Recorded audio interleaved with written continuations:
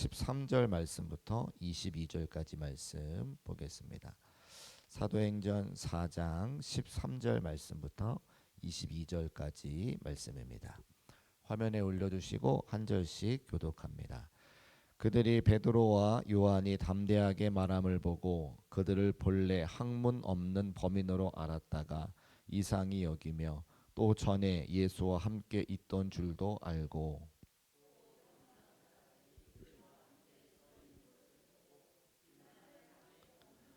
명하여 공회에서 나가라 하고 서로 의논하여 이르되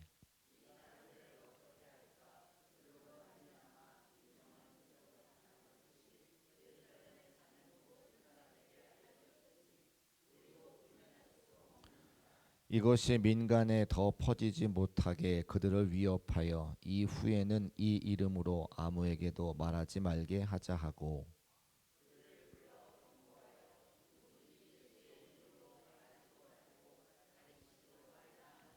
베드로와 요한이 대답하여 이르되 하나님 앞에서 너희의 말을 듣는 것이 하나님의 말씀을 듣는 것보다 옳은가 판단하라.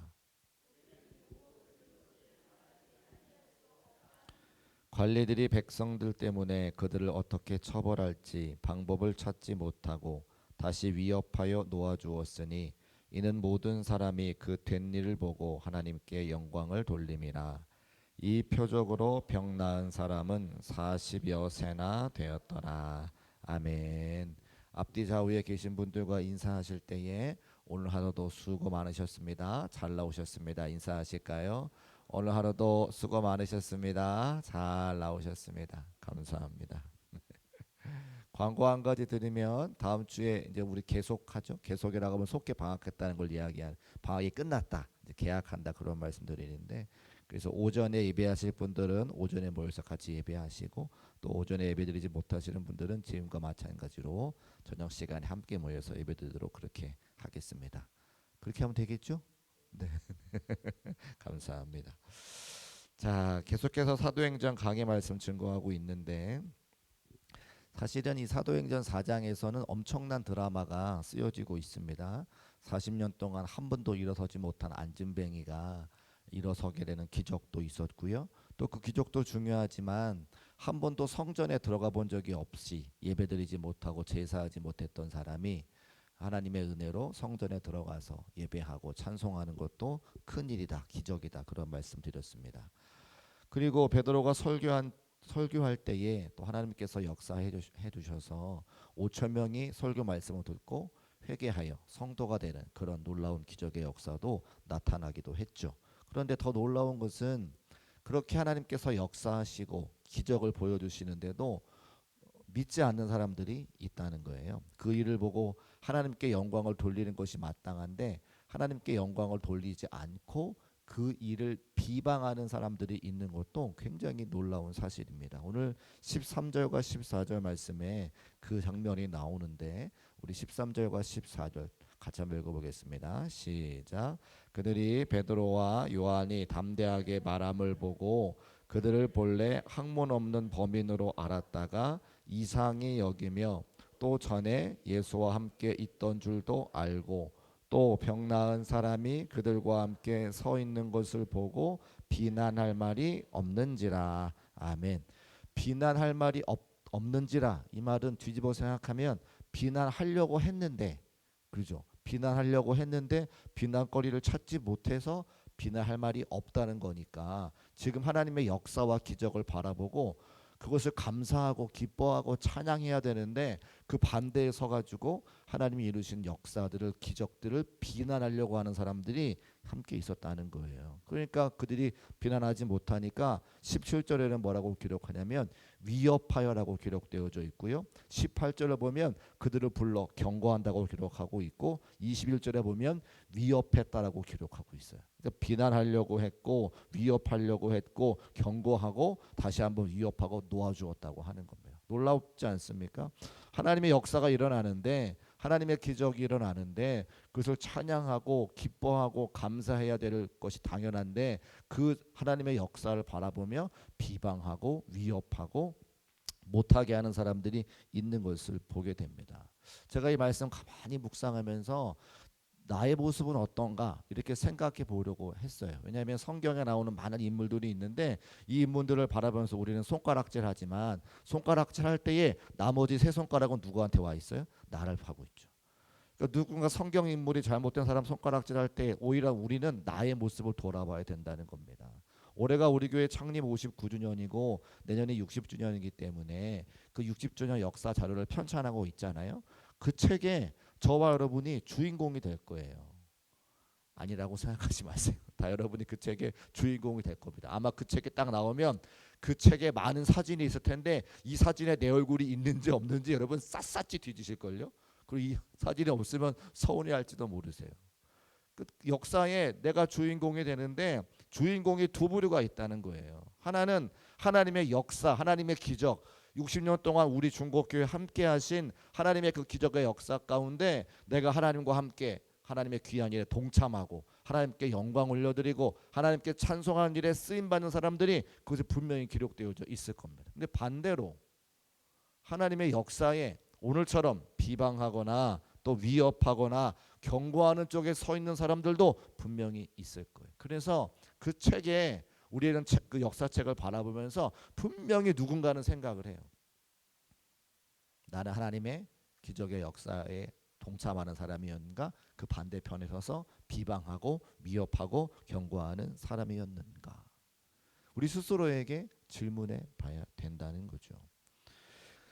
그래서 우리가 늘 우리의 성경에 있는 인물들을 바라보면서 우리의 모습을 되돌아봐야 됩니다. 성경에는 늘 두 부류의 사람이 나오죠. 하나님의 역사를 동참하고 하나님의 역사에 기뻐하고 감사하는 부류가 있고 그 반대에 서서 비난하는 사람들이 있다. 그 드라마 중에 베드로와 요한처럼 하나님의 역사에 쓰임받는 하나님의 역사의 통로로 쓰임받는 사람들 되시기를 주의 이름으로 축복합니다. 또 안진뱅이처럼 한 번도 성전에 들어가 예배하지 못하다가 누군가에게 복음을 듣고 내가 변화를 받아 하나님의 성전에 나가 예배 드리고 하나님의 백성으로 인정받는 그런 성도가 되시기를 주의 이름으로 축복합니다. 또 하나님 말씀 듣고 은혜 받아서 5천 명이 변화되어 성도가 되어 함께 교회를 섬긴 것처럼 우리 그 60년의 역사 가운데 내가 하나님 말씀 받고 부흥회 때 은혜 받아서 변화가 돼 하나님의 백성이 된 것을 기록으로 볼 수 있는 그런 성도가 되시기를 주의 이름으로 축복합니다. 그러니까 우리는 이 모양 저 모양으로 우리 교회 역사의 주인공이 되어서 하나님 앞에 크게 쓰임받는 사람들이 돼야 된다고 하는 거죠. 성경에도 하나님의 비방자가 되었다가 하나님께서 돌이켜 주셔서 하나님의 사명을 잘 감당했던 대표적인 사람이 있어요. 누구 들을 수 있을까요? 사도 바울. 누구요? 사도 바울. 어떻게 알 수 있느냐? 디모데전서 1장 13절의 말씀에 기록이 되어 있어. 같이 읽어보겠습니다. 시작. 내가 전에는 비방자요 박해자요 폭행자였으나 도리어 긍휼을 입은 것은 내가 믿지 아니할 때에 알지 못하고 행하였음이라. 아멘. 사도 바울의 고백이잖아요. 내가 전에는 비방자요 박해자요 폭행자였으나 하나님 믿는 사람들, 예수 믿는 사람들 작업하다가 다 옥에 가두고 돌로 쳐서 막 스데반 집사 같은 사람 죽게 만들었는데 도리어 긍휼을 입은 것은 하나님의 은혜로 내가 긍휼을 입어 이제 하나님을 전하는 사도로 쓰임받게 되었노라라고 고백하잖아요. 우리 모두도 다 마찬가지예요. 사실 하나님의 은혜가 없이 하나님의 인도하심이 없이는 다 우리는 행악자요 비방자였으나 하나님이 우리를 긍휼히 여겨주시고 은혜 주셔서 이렇게 성도의 반열에 들어와 함께 교회를 섬기는 것이 얼마나 복된 것인지 기억하고 감사와 찬송과 영광 올려드리는 저와 여러분 되시기를 주의 이름으로 축복합니다. 자, 또 오늘 두 번째 14절 말씀 후반절에 보니까 비난할 말이 없었다 이렇게 기록하고 있죠. 비난할 말이 없는지라. 제가 이 말씀 가만히 묵상하면서 은혜가 되었던 것은 비난받는 시대이기 때문에 그렇습니다. 여러분 지금 교회가 여러분 잘 아시지만 제가 뭐 자세하게 말씀드리지 않아도 세상으로부터 비난당하는 시대에 우리가 살고 있는 것을 잘 알고 계시죠. 그래서 마음이 좀 불편했어요. 이 지금 비난할 말이 없다. 베드로와 요한이 비난할 말이 없다라고 사람들한테 인정받는데 제가 함께 섬기는 이 교회가 또 또 성도들이 비난받고 있으니까 마음이 아프다, 이런 근심하는 마음을 가지고 제가 말씀을 쭉 묵상하게 되었거든요. 그런데 제가 성경을 잘못 이해하고 있구나를 깨닫게 되었어요. 베드로와 요한이 세상으로부터 비난받지 않는 게 아니라 비난당할 말을 당한 것이, 그러니까 베드로와 요한이 뭘 잘해서가 아니라 베드로와 요한과 함께하고 계시는 예수님 때문에 베드로와 요한에게 비난할 말이 없다는 거예요. 자, 말씀을 다시 한번 읽어봅시다. 14절 말씀. 우리 13절 14 다시 읽어야 되겠네. 13절 14절 시작. 그들이 베드로와 요한이 담대하게 말함을 보고 그들을 본래 학문 없는 범인으로 알았다가 이상히 여기며 또 전에 예수와 함께 있던 줄도 알고 또 병 나은 사람이 그들과 함께 서 있는 것을 보고 비난할 말이 없는지라. 중요한 동사가 두 가지 있어요. 예수와 함께 있던 줄을 알고 병 나은 사람, 그 사람과 함께 서 있는 것을 보고 비난할 말이 없다 그러잖아요. 베드로와 요한이 도덕적으로나 다른 것으로 사람들에게 비난할 말이 없는 것이 아니라 무엇 때문에 그 두 사람을 비난하지 않았냐면 예수와 함께 있는 것을 알고 그들이 예수의 능력으로 병 고침 받은 사람과 함께 서 있는 것을 보고 비난할 말이 없다는 거예요. 그러니까 다시 말씀을 드리면 저는 지금까지 베드로와 요한의 비난할 말이 없다고 이야기하는 것이 베드로와 요한이 잘나서, 베드로와 요한이 복된 사도라서, 베드로와 요한이 기적을 행해서 비난할 말이 없는 거라고 생각을 했는데 제가 성경을 더 자세히 읽어보니까 아니요. 베드로와 요한은 저와 여러분과 성정이 똑같은 사람이에요. 그런데 그들이 비난당하지 않은 것은 예수와 함께 있었기 때문에. 할렐루야. 예수가 함께해서 그 기적을 보여주었던, 기적을 맛보았던 병 나은 사람이 함께 있었기 때문에 비난당하지 않은 것을 제가 말씀을 통해 확인할 수 있다는 거예요.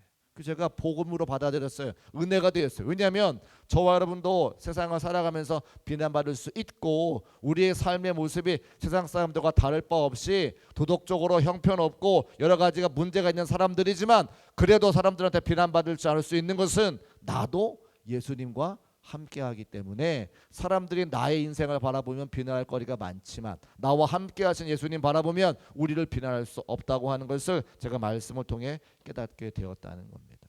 여러분 초대교회가 비난할 게 없었습니까? 허물이 없었습니까? 그렇지 않아요. 무지하게 많아요. 초대교회도 분쟁이 있었고요. 리더십의 다툼도 있었고 행정도 엉망이었습니다. 오늘날 한국교회가 욕먹는 거와 마찬가지로 초대교회 예수님이 계시던 그 당시 교회들도 문제가 많았다는 거예요. 그런데 우리는 교회가 돌아가자라고 이야기할 때에 교회가 어떻게 되냐 이야기할 때 늘 초대교회를 이야기하거든요. 그 무슨 이야기입니까? 그들이 뭘 잘해서가 아니라 예수님과 함께했던 교회로 돌아가자고 하는 이야기인 것을 우리가 알 수 있는 거예요. 오늘 설교의 제목이 뭐냐면 세상을 이기는 힘입니다. 우리가 무엇으로 세상을 이길 수 있어요? 도덕적으로 잘나면 세상을 이길 수 있습니까? 우리가 가진 물질이 많으면 세상을 이길 수 있어요? 우리가 권세가 많으면 세상을 이길 수 있어요? 그렇지 않다는 거예요. 말씀대로 하자면 우리가 예수님과 함께 있을 때에 세상을 이길 수 있음을 믿으시기를 주의 이름으로 축복합니다. 여러분의 삶이 예수님과 함께 있는 것으로 증거가 되어질 때에 그때 세상 사람들이 우리를 인정하는 것이지 우리의 권세가 높아지거나 물질이 많거나 도덕적으로 윤리적으로 더 잘 살아서 세상을 우리가 이길 수 있다는 게 아니라는 거예요. 그리고 또 하나, 병 나은 사람, 예수님의 능력으로 하나님의 역사, 하나님의 기적을 맛보는 그 자리에 그 능력이 있을 때, 그 경험이 있을 때에 세상이 우리를 어찌할 수 없다 분명히 말씀에 기록하고 있는 것이죠. 그래서 그런 찬양 있잖아요. 있는 모습 그대로, 있는 모습 그대로 오시오. 우리가 뭘 잘해서가 아니라 우리의 모습 그대로 나왔지만 예수님이 우리와 함께 하시고 하나님이 우리와 함께 하시고 이런 부족한 사람도 예수님의 은혜로 바뀌어져 변화가 돼 구원받은 그 모습을 그대로 보여줄 때에 세상이 우리를 인정하고 우리가 칭찬받을 수 있는 사람이 된다라고 하는 것을 말씀을 통해 알 수가 있습니다. 오늘 제가 몇 가지 통계를 좀 찾아왔는데 예수님이 한국교회와 함께 하시기 때문에 한국교회가 그동안 병 나은 사람들과 같은 기적을 보인 것이 굉장히 많더라는 거예요. 우리가 함께 살아가는 요 지역마다 사회복지관이 있습니다. 종합사회복지관. 근데 종합사회복지관을 나라에서 운영하는 것 같지만 사실은 각 종교 단체에서 운영하는 게 굉장히 많은데 개신교 계열이 종교 종합사회복지관을 운영하는 그 퍼센테이지를 따져 보니까 2009년도 통계 자료인데 약 45%가 개신교가 운영하는 거라는 거예요. 그리고 사회복지 법인 중에서는 52.2%가 개신교가 운영하고 있다라고 하는 거죠. 무슨 이야기냐? 사회의 어두운 곳을 밝혀주고 도움이 필요한 사람들을 섬기는 사회복지기관 단체를 교회가 50%가 넘게 책임을 지고 있는 것을 우리가 통계를 통해 알 수 있다는 거예요. 하나님께서 하나님의 사랑으로 함께하는 교회 공동체를 통해 이 세상을 밝히 비추는 것을 믿으시기를 주님의 이름으로 축복합니다. 또 노숙인 복지시설 있잖아요. 뭐 역전에 가면 사람들이 집에 가지 못하고 밖에서 살아가는 사람들이 있는데 노숙인 복지시설 86곳 가운데 개신교가 운영하는 곳이 54곳, 천주교가 5곳 합치면 70%가 되는 퍼센테이지로 교회가 그들을 섬기고 있는 것을 보게 되어지죠. 저소득층 아이들을 섬기는 지역 아동센터가 전국에 3,013곳이 있는데 그중에 1,600곳이 53.1%가 개신교가 운영하는 지역 아동센터라고 하는 겁니다. 여러분 장기기증 하시는 거 아시죠? 장기기증 등록자들이 2009년 자료에 29,488명인데 그중에 80% 23,473명이 개신교인이라는 거예요. 그러니까 우리가 몰라서 그렇지 하나님께서 우리를 사랑해 주시고 그 사랑의 빚진 자의 마음을 가지고 하나님의 기적을 나타내는 곳이 세상에 어디가 있느냐? 그 교회밖에 없다고 하는 겁니다. 또 정치적인 성향은 좀 달라서 우리가 뭐 북한을 돕는 것에 대해서 좋다 싫다 말씀하시는 분이 계시지만 2009년도 자료에 북한을 지원하는 총 금액 중에 40%를 누가 담당하느냐? 교회가 헌금한다는 거예요. 교회가. 그러니까요. 적지 않은 액수를 우리 교회를 통하여 북한에 있는 동포들을 돕는 것을 보게 되어집니다. 또 얼마 전에 광복절이었으니까 한국의 근대화를 위해서 교회가 얼마나 먼저 애썼습니까? 여러분 우리 여성들이 교회에서 이름으로 불려지기 시작한 데가 어딘 줄 아세요? 교회예요, 교회. 맨 처음에 우리 여성들을 뭐라고 부르습니까? 개똥이 엄마 이렇게 이야기. 옛날에 다 개똥이 엄마였어요. 개똥이. 그런데 그 여성들 이름으로 최초로 불러주기 시작한 데가 바로 교회죠. 이 나라에 세워진 병원, 학교, 고아원, 양로원 대부분의 그 시초가 다 교회 선교사로부터 시작된 것을 알 수가 있는 겁니다. 여전히 교회가 어두운 곳에 빛을 비추고 있죠. 제가 제 기억으로도 아이를 낳았는데 아이를 키울 형편이 안 되는 사람들이 그 아이를 어떻게 해요? 어디 교회 앞에 그냥 버려다 두고 가잖아요. 그래서 어떤 목사님 한 분이 교회 앞에다가 이렇게 박스 같은 걸 만들어 가지고 거기다가 아이를 이렇게 넣어 놓으면 아이가 그 추운데 얼어 죽지 않게 해 가지고 그 아이를 받아서 쭉 키우는 그런 것도 교회가 하는 겁니다.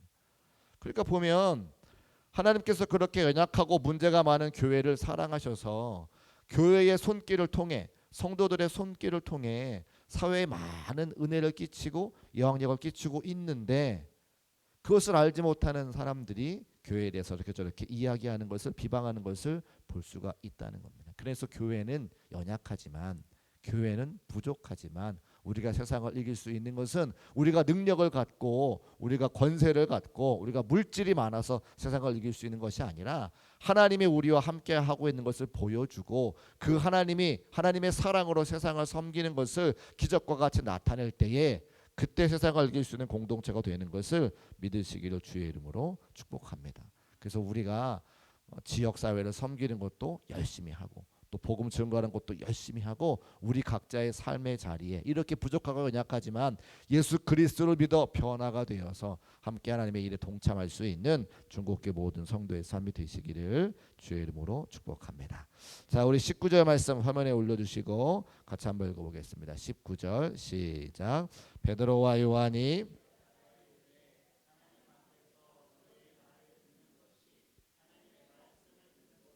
옳은가 판단하라. 아멘.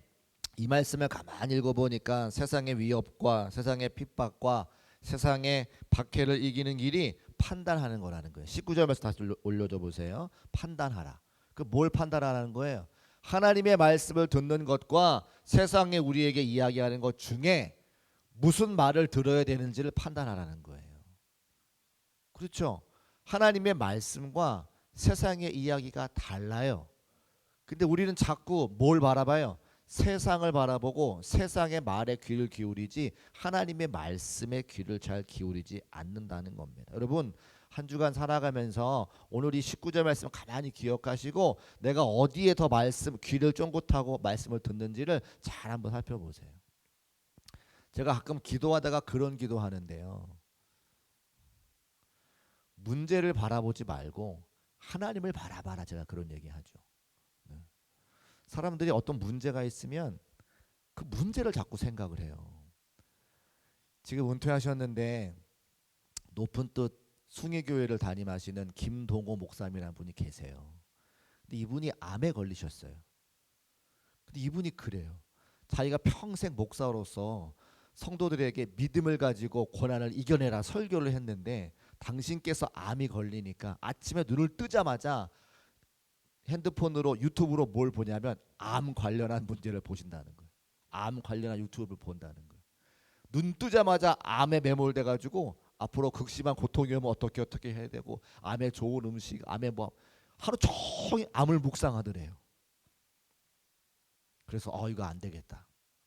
그래서 유튜브를 내려놓고 아침에 일어나서 무엇을 보기 시작했느냐? 하나님 말씀 보기 시작하고 묵상하기 시작하니까 암 생각은 다 잊어버리고 하나님의 말씀, 하나님의 인도하심, 하나님의 고쳐주시는 역사 이런 것을 생각하기를 시작하셨는데 성도들도 아마 그럴 것이라고 생각을 해서 그때부터 암 환자들을 위한 말씀을 증거하시는 게 날기새가 날마다 기적 같은 새벽이라고 말씀을 쭉 전하시는 거예요.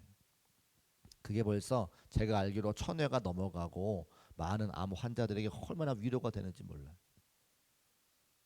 성도들이 가만히 보면 하나님의 말씀을 더 집중하고 하나님의 말씀을 들으려고 애를 써야 되는 자꾸만 문제에 집중하고 문제를 묵상하고 세상을 바라보더라는 거예요. 그럼 19절 말씀에 정확하게 이야기하고 있죠. 너희의 말을 듣는 것이 하나님의 말씀을 듣는 것보다 옳은가 판단하라. 어떤 말씀을 들어야 됩니까? 하나님의 말씀을 듣고 하나님의 말씀을 묵상할 수 있는 저와 여러분 되시기를 주의 이름으로 축복합니다. 그래야 세상을 이길 수 있고 그래야 문제를 이길 수 있는 거예요. 하루 종일 암 묵상해 보세요. 암이 더 빨리 번지지. 그렇지 않겠습니까? 근데 하나님의 말씀으로 이 암도 이겨낼 수 있다. 하나님은 여호와의 라파 고쳐주신 하나님이라고 묵상하면 하나님이 그게 고쳐주시잖아요. 그러니까 우리가 무엇을 바라봐야 되는지 정확하게 말씀하고 계시죠. 또 20절 말씀, 우리는 보고 들은 것을 말하지 아니할 수 없다. 이렇게 사도 베드로와 요한이 담대하게 하나님의 살아계심을 증거할 수 있는 것은 그들이 보고 들었기 때문에 말할 수 있다라는 거죠. 무엇을 보고 들었습니까? 하나님의 역사, 하나님의 기적. 나는 은과 금은 없거니와 예수 그리스도의 이름으로 명하노니 일어나 걸어라 라고 선포했을 때에 그대로 이루어지는 역사를 경험했기 때문에 그들이 담대하게 복음을 증거할 수 있다는 거예요. 요한복음 9장에도 이와 비슷한 이야기가 나오는데요. 나면서부터 소경된 사람 이야기가 나오는데 그래서 이제 자기가 고침받았으니까 눈이 떠서 보여지니까 그때부터 유대교로부터 막 축출하겠다고 막 위협이 옵니다. 부모를 막 위협해요. 그래서 종교 지도자들이 부모를 막 위협하니까 이 아들이 장성했으니까 아들에게 가서 이야기하세요.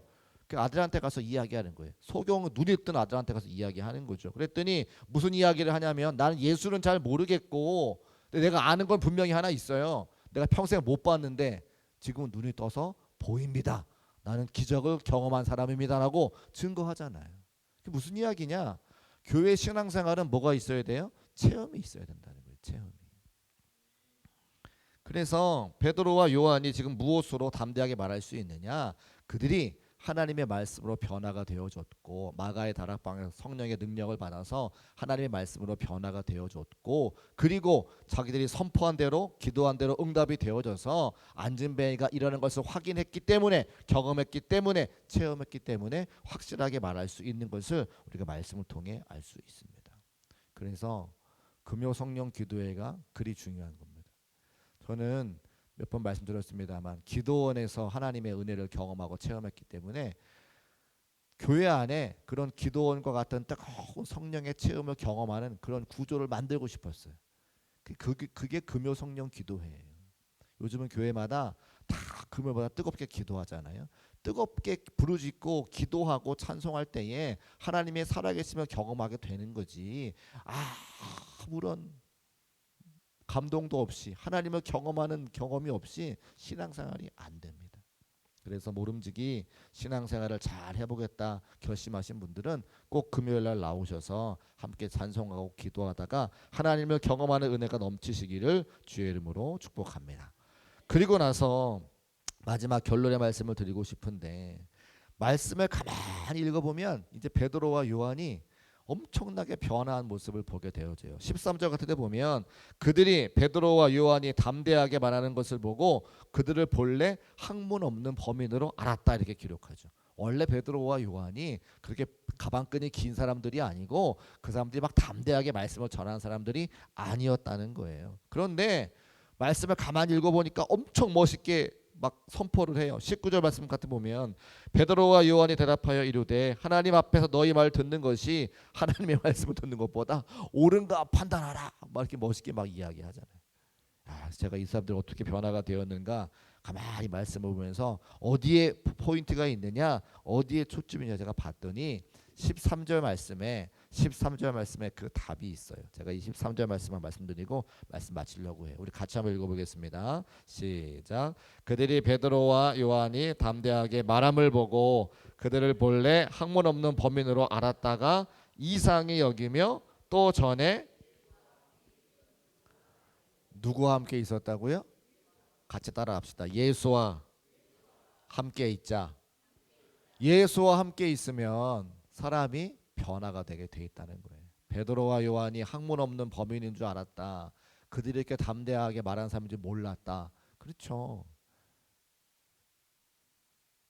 마가의 다락방에서 성령 충만하기 전에 베드로와 요한이 예수님 모른 척하고 도망갔던 사람이에요. 베드로는 잘 아시는 것처럼 닭이 3번 울기 전에 예수님 모른다고 부인하고 저주하고 도망갔던 사람이고, 너 예수님의 제자지? 라고 물었던 사람이 조그만 어린아이였어요. 여자 어린아이. 그 여자 어린아이한테 무서워가지고 벌벌 떨며 예수님을 저주하고 도망갔던 베드로와 요한이 예수와 함께 있기 시작하니까, 예수의 영 성령과 함께 있기 시작하니까 그들이 변화가 돼서 오늘과 같이 멋들어지게 하나님을 증거하는, 예수님을 증거하는 사람이 된 것을 보게 되어집니다. 저는요, 신앙생활 하는 거 기왕이면 멋있게 하고 싶어요. 여러분은 어떠십니까? 막 한번 멋있게 하고 싶죠?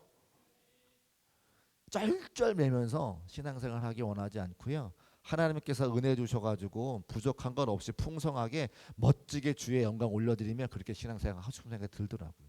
그런데 1세대와 2세대와 3세대가 좀 다른 것 같아요. 제가 이렇게 같이 목회하는 목사님들, 친구 목사님들 이렇게 보면 힘들게 목회하는 사람이 있고 평안하게 목회하는 사람이 있어요.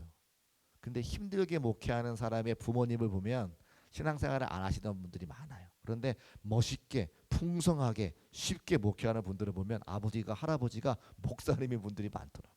뭐가 차이가 있을까요? 기도의 차이가 있는 거예요. 예수님과 함께했던 시간이 쌓이고 쌓이니까 후대가 복을 받아서 모든 것들이 다 편해지는 것을 보게 되어져요. 하나님은 살아계신 것을 믿으시기를 주의 이름으로 축복합니다. 콩 심은 데 콩 나고 팥 심은 데 팥 나는 것처럼 하나님 앞에 물질을 심고 생명을 심고 하나님께 드린 것들이 많으면 그 후대가 반드시 복을 받는 걸 제가 알게 되는 거예요. 저도 마찬가지예요.